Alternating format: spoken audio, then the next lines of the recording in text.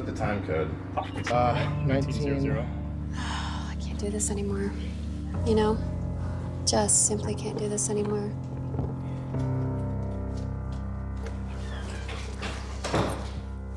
He said they're so here when I get back. I want them gone. I know what he's doing, but damn it, he started this. He needs to follow through with it.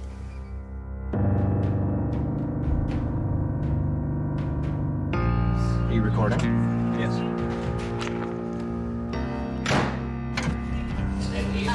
Yes, Andrew, they left. You think you just run my house? No, I asked them to leave and they didn't. It's not your house. I want you to do what you said you would do and follow through with it. No, I'm dumb. I can't do this. Are you freaking kidding me? No. My intervention.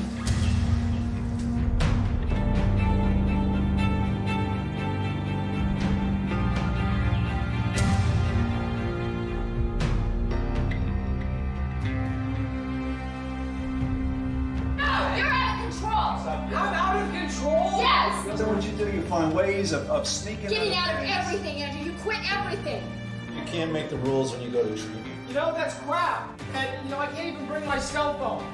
You know what happened last time I didn't bring my cell phone? I got touched in a park by some Because you're sick doesn't give you a right to be abusive and nasty. I'll follow through with an intervention, and when they ask me, will you go to treatment, I'll say no. No! Yes!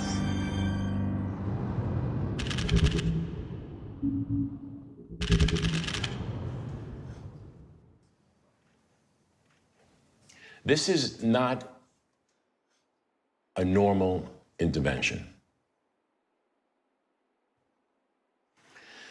How intervention works is the addict believes that there's a documentary being made, in this case about eating disorders, and the intervention is unknown to the subject. There has been instances where the family let the subject know that this is intervention. And what we do when that happens, we pull the plug. We do not do the intervention. Because that's absolutely against our ethical stand.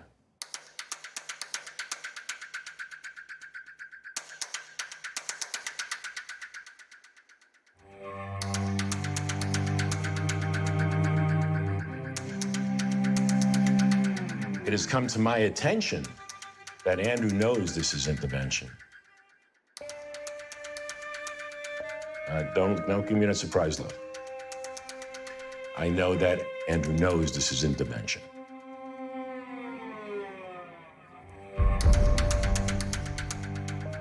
That being said, we pack everything up and we leave.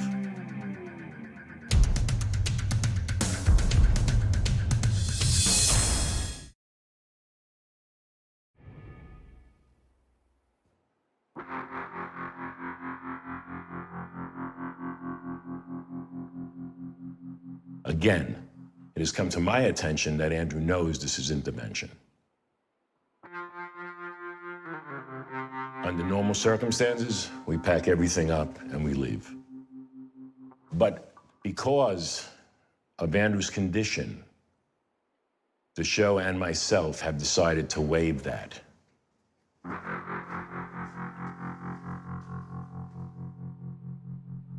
We're not going to be gone because we don't want to leave this kid in the situation he's in the environment he's in. This is a life or death situation.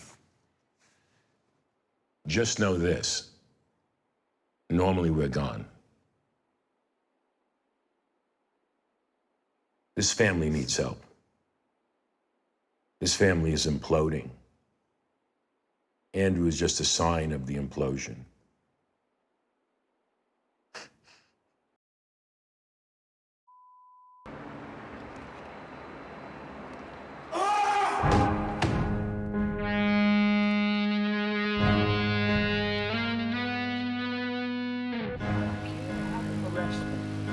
Nick acted out like a crazy person, screaming, yelling, hitting the windows, hitting the doors, profanities. That's a federal charge. Right now he's with the police, and I asked him to take him into custody. and I'm going to see exactly what can be done. I cannot put this kid on a plane at 30,000 feet and jeopardize people's safety.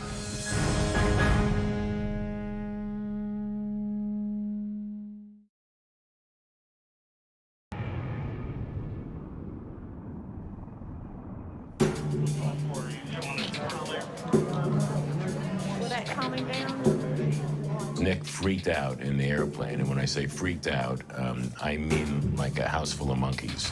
People were absolutely freaking out in the plane, not knowing what was going on. Somebody forgot to tell you that I don't do well on planes. I don't like to fly. I hate to fly. So it's our fault. Did I say it was your fault? Sounds like you're saying it's our fault. No. Did I say it was your fault? It sounds like you're saying it's our fault. Did I say it was your fault? Yes. No. In a roundabout way, yes, you did. No, I did not say it was your fault. Well, I don't know. Okay. Ready? Go ahead. I'm releasing custody of you right now.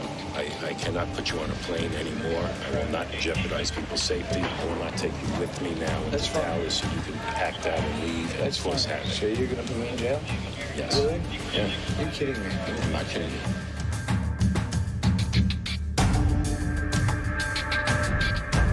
One of the lessons in life that Nick hasn't been taught yet is that there's consequences to a person's actions. You know, this feeling of entitlement, this feeling that he can behave any way he wants, but nothing's gonna happen to the golden boy, the prodigal son of the king.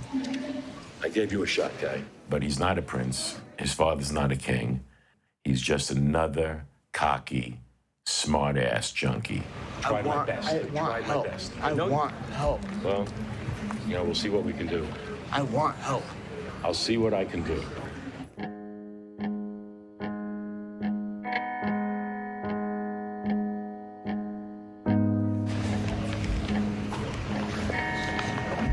I'm gonna give you a chance. You hear me? Look at me. I'm gonna give you a chance. So I want you to go help too. So here's the deal we have right now, okay? You're not gonna go with the officer. You're gonna come with me. Just listen. If you act out from this moment to the moment we take you to the program, I'm calling the police and I'll have you arrested in Dallas. Go for it. So, don't challenge me. I'm being nice. We don't want that. What have you and I been talking about? No, seriously. What have you and I been talking about? You want to try this? Contacted his uncle. I'm going to give you a shot. Family I said, think that to disregard the you learn, search, so they hopefully you didn't learned get his something exact here now. location.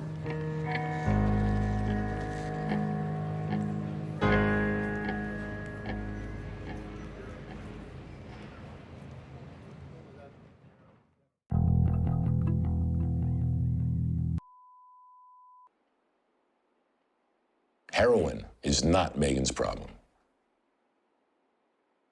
Using drugs is Megan's solution to her problem. See, if Megan wasn't a drug addict, I'd be shocked. With what happened in your life, and you're not using drugs, unbelievable. If there was such a tool that you can measure self-worth, it would register 0. 0. You have to accept your responsibility of creating this 0 in her. Ken. Yes, sir. Your relationship with her is strained and distant. I don't understand her. Let me ask him, you seem like a real smart guy. I know you're an engineer and stuff. What did you do when she was sexually abused and molested? What was done about that? Well, Debbie called me, and as I remember, I thought... So what did you do about it, Ken? You. Forget about Debbie. What did you do about it? Nothing.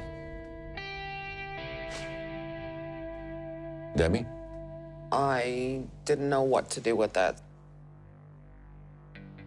Usually what happens is the mother and father really address this situation when it happens, bring it to a doctor and talk about it with professionals. Because I know that it's a serious thing, right, Ken? Yes.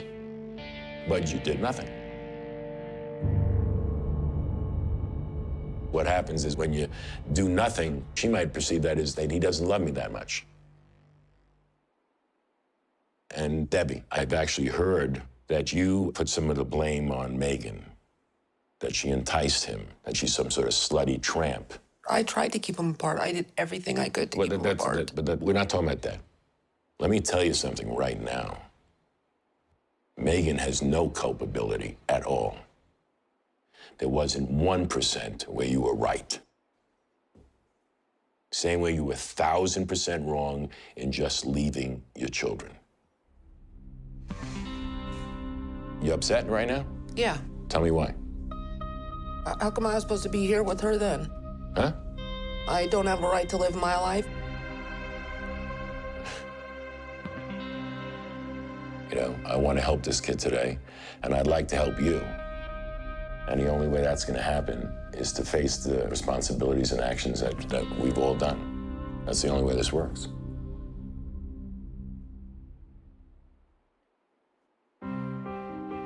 Just so you understand this, Megan, she has responsibility also. It's not just you guys. But at the same time, you have some culpability, and you have to take responsibility for it. When you do that, Megan's gonna feel a lot better. The person has to feel they're worthy of a good life, to even start taking the actions that produce a good life. What we have to do today is ask Megan's forgiveness with all our heart. And you have to make sure she knows that you were wrong, 1,000% wrong.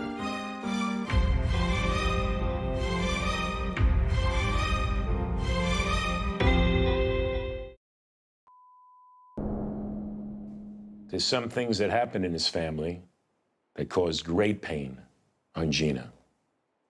She used drugs so she wouldn't have to feel that. But she's weak. She's not stronger enough to she can control over herself. She's not weak. That's what most likely you've been telling Gina, that she's weak. See, that doesn't help.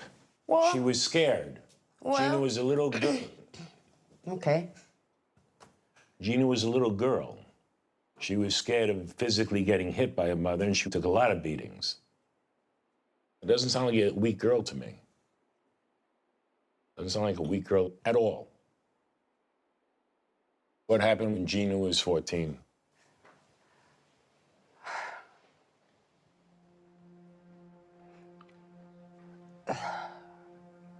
I can't talk, I'm so nervous. Yes, you can. Just look at me.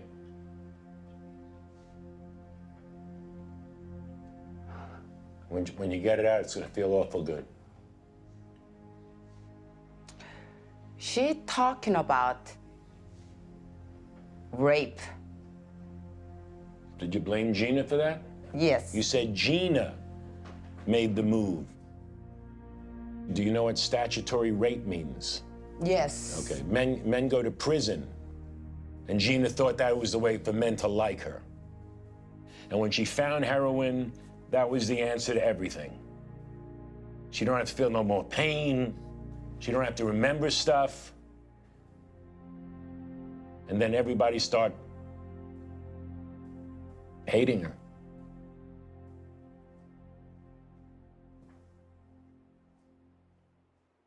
It's hard to deal with her. Is it hard to deal with you? Well, yes. We are not here Yes. to point fingers at Gina. If you want to talk about yourself, talk about yourself. No. Does Gina have a hard time dealing with you? I think we both does. Okay.